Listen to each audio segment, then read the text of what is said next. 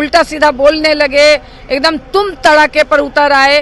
तो ये महिलाओं को देख करके और मतलब कह लीजिए कि वो हमेशा राबड़ी देवी जी पर मतलब निशाना साधते हैं। उस दिन भी मुख्यमंत्री जी का कोई बोलने का तुक नहीं था। बोलने लगते हैं कि पहले कोई महिला आती थी, पढ़ी लिखी हो। मैंने कहा देखिए माननीय मुख्यमंत्री जी, 2005 में हम तो उसी समय का प्रोडक्ट हैं। मैं तो 5 किलो अनाज पर गांव में घूम कर दाढ़ी बनाने वाला का बेटी हूँ, जो LLB PhD हूँ।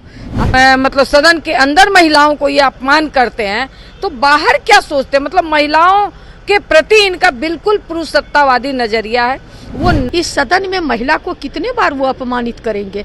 वो नहीं चाहते हैं कि महिला अपनी आवाज को सदन के पटल पर रखे। वो नहीं चाहते। उसके बाद कपड़ा भी नहीं पहनती थी, सुंदर भी नहीं लगती थी, नंगी थी। जिन महिलाओं को देखकर मुख्यमंत्री नीतीश कुमार गुस्से में लाल हो जाते हैं और विपक्ष को कोसने लगते हैं, खास तौर पर राबड़ी देवी निशाने पर होती हैं, उनमें से ये दो चेहरे बेहद खास हैं।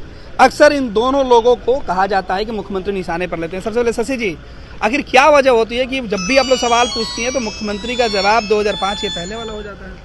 अब ये तो मुख्यमंत्री बताएंगे, क्योंकि आप समझ लीजिए कि आज कोई मामला नहीं था, बल्कि सभापति जी ने मुझे बोलने के लिए खड़ा किया था। डाटा एंट्री ऑपरेटर पर मेरा सवाल था, मैं बोलना भी शुरू कर दी और इसी बीच में उन्हें अचानक पता नहीं क्या हो गया, वो हाथ चमकाने लगे, उल्टा सीधा बोलने लगे, एकदम तुम तड़ाके पर उतर आए।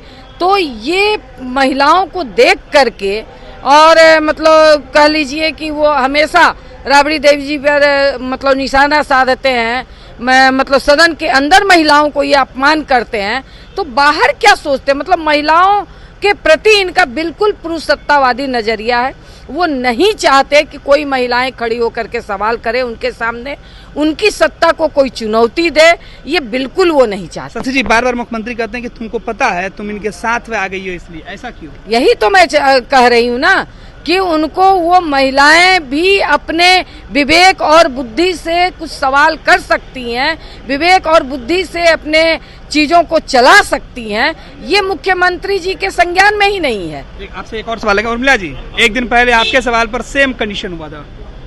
उस दिन भी मुख्यमंत्री जी का कोई बोलने का तुक नहीं था।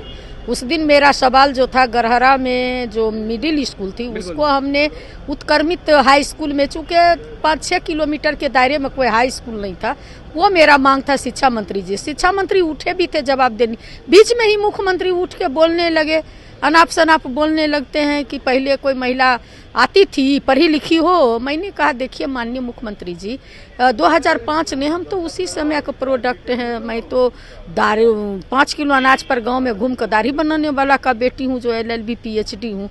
आप क्या बोल रहे हैं? कुछ नहीं जानती हो। ये जो महिला को कुछ नहीं किया उसके साथ हो, कुछ से कुछ बोलते हैं। समझ में नहीं आता है कि महिला इस सदन में महिला को कितने बार वो अपमानित करेंगे। वो नहीं चाहते हैं कि महिला अपनी आवाज को सदन के पटल पर रखे। वो नहीं चाहते हैं कि महिला जो है पुरुष के बराबरी में आकर के बात करे। वो महिला के विरोधी जो है। उर्मिला जी, आपसे जब सवाल पूछा गया, आप जब सवाल पूछ रही थी, तब मुख्यमंत्री ने सीधे शब्दों में कहा कि 2005 के पहले क्या जानती हो? 2005 के पहले क्या जानती नहीं हो, पढ़ी लिखी हो, ये बोले थे वो। 2005 के पहले तो मैं बोली कि महोदय आप तो कहते हैं 2005 के बाद कपड़ा भी नहीं पहनती थी, सुंदर भी नहीं लगती थी, तो आप क्या बोलेंगे महोदय? मैं आप तो गृह मंत्रालय का आपका ये सवाल नहीं था, सवाल तो शिक्षा मंत्रालय का था, शिक्षा मंत्री को जवाब देना था। लेकिन कब क्या कहाँ किसको क्या बोलेंगे? और उस समय भी हमारी जो नेता है विधान परिषद में, नेता प्रतिपक्ष, उस समय भी उनको जो है तुरुम तरम से उस समय भी अपमानित करने का उन्होंने काम किए, जो काफी निंदनीय है। शशि जी, टारगेट में महिला MLC विपक्ष की ही क्यों? क्योंकि जब भी सवाल अगर उर्मिला जी पूछे या शशि जी पूछे तो मुख्यमंत्री को गुस्सा क्यों आता है? क्योंकि उनके पक्ष में जो महिलाएं, मैं नहीं कहना चाहती, वो चाहते हैं कि वो उनके इशारे पर नाचे। तो इसलिए उनको ये बिल्कुल अच्छा नहीं लगता कि महिला सदस्य खड़े होकर के उनसे आंख में आंख डाल करके सवाल पूछे, जो प्रश्न चल रहे हो उस पर वो सवाल जवाब करे। ये वो बिल्कुल नहीं चाहते। वो इसलिए नहीं चाहते क्योंकि उनके अंदर पितृ सत्ता कूट कूट कर भरी है। वो एक राजा की तरह, शहंशाह की तरह, तानाशाह की तरह वो एक्ट करते हैं। इसलिए वो नहीं चाहते कि कोई उनके सामने कोई महिला खड़ा होकर के सवाल जवाब करे। वो तो आपको विपक्ष में भी देखना नहीं चाहते, कहते कि तुम इन लोगों के साथ गलत जगह। बिल्कुल, ये इसलिए तो मैं कह रही हूँ क्योंकि वो मतलब वो सोचते हैं कि महिलाओं की अपनी कोई सोच हो ही नहीं सकती है, महिलाएं अपनी समझदारी से कोई काम कर ही नहीं सकती हैं, इसलिए वो हमेशा भड़क जाते हैं। जब कोई महिला खड़ी होती है सवाल करने के लिए तो उनका गुस्सा भड़क जाता है और वो समझ लीजिए कि इतने अभद्र तरीके से, इतने मतलब गलत तरीके से अपमानित करते हैं कि कहा नहीं जा सकता। एक गांव के भी जो पुरुषवादी मानसिकता से कूट कूट कर भरा हुआ पुरुष होगा वो भी इस तरह की भाषा का इस्तेमाल नहीं करेगा। जैसा कि एक मुख्यमंत्री, माननीय मुख्यमंत्री हमेशा बिहार को ये शर्मसार करने का काम करते हैं। दलित अति पिछड़ा समाज की जब भी बात होती है, महिलाओं की हितैषी की बात जेडीयू करती है, मुख्यमंत्री खुद महिला के सबसे बड़े हितैषी होने का दावा करते हैं, फिर विधान परिषद में इस तरीके से देखिए, आपने जो कहे कि जो विपक्ष की महिला है, चूंकि जब भी मुख्यमंत्री आते हैं तो मैं एक चीज देखी हूँ, सत्ता पक्ष की जो महिला है वो कविता से हो, जैसे हुए मुख्यमंत्री कैसे खुश न होंगे, वो मतलब जागौन में रहती है। उनको खुश करने के लिए जो है मुख्यमंत्री का ही बात करती हैं, मुख्यमंत्री का बड़ाई करती हैं, तो मुख्यमंत्री जी बहुत गदगद होते हैं।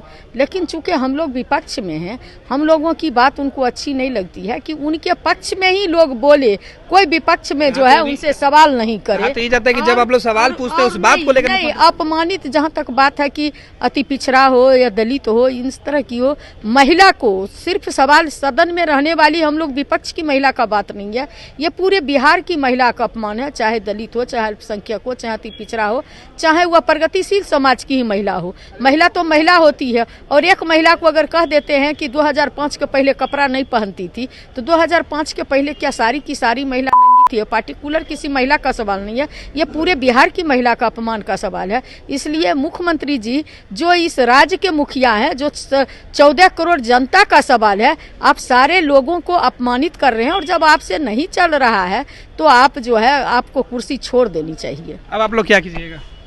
बिल्कुल, इसको लेकर के तो हम लोग मतलब जनता के बीच में जाएंगे, महिलाओं के बीच जाएंगे। महिलाएं देख रही हैं और आने वाले समय में इनको जवाब मिल जाएगा। राबड़ी देवी और ज्यादा बौखलाहट है। राबड़ी देवी, शशि यादव और उर्मिला ठाकुर कब तक निशाने पर रहेंगी? एकदम, जब तक मुख्यमंत्री जी निशाने पर रखेंगे हम लोग पीछे हटने वाले। मुख्यमंत्री जी को अब जो सपना वो देख रहे हैं वो धूल में मिल जाएंगे और तब तक उनके खिलाफ हम लोग लड़ते रहेंगे। चलिए, तो जिन दो माननीय सदस्य जो बिहार विधान परिषद की सदस्य हैं, एमएलसी हैं, इन दोनों महिलाओं को जिस तरीके से टारगेट किया गया था, उन्होंने अपनी बातें बताई और उन्होंने बताया कि आखिर क्या कुछ हुआ था, जिसके बाद मुख्यमंत्री महिलाओं को देखकर भड़क गए। और पूर्व मुख्यमंत्री राबड़ी देवी ने, जो बिहार विधान परिषद में नेता विरोधी दल हैं, जिन्होंने वो आरोप लगाया कि नीतीश कुमार महिलाओं का अपमान करते हैं। पैनोरमा ग्रुप, जो सोचता है वो करता है। ये लो, मुंह मीठा करो, आज मैंने अपना जॉब छोड़ दिया, अब हम पूर्णिया वापस जाएंगे। जॉब छोड़ दिया है? मतलब ये घर कैसे चलेगा? हम करेंगे क्या? और माँ बाबूजी क्या बोलेंगे? इसलिए मैं एक और मिठाई का डब्बा लाया, अपने बिजनेस के लिए लोन अप्रूव हो गया। अरे लोन अप्रूव हो गया वो तो ठीक है, लेकिन पूर्णिया में हम रहेंगे कहाँ? अपना घर भी तो नहीं है वहाँ। इसलिए तो एक और मिठाई का डब्बा अलग से लाया हूँ। हमने पूर्णिया में घर ले लिया है, पूर्णिया के ई होम्स पैनोरमा में। पूर्णिया में पैनोरमा ग्रुप लेकर आए हैं ई होम्स पैनोरमा। बड़ा घर, आलीशान जिंदगी और अत्याधुनिक सुविधाओं के संग। अरे अब क्यों मुंह मीठा करवा रही हो? क्योंकि हम घर वापसी जो कर रहे हैं। घर वापसी की खुशी पूर्णिया में ई होम्स पैनोरमा के संग। E homes panorama, luxurious lifestyle redefined.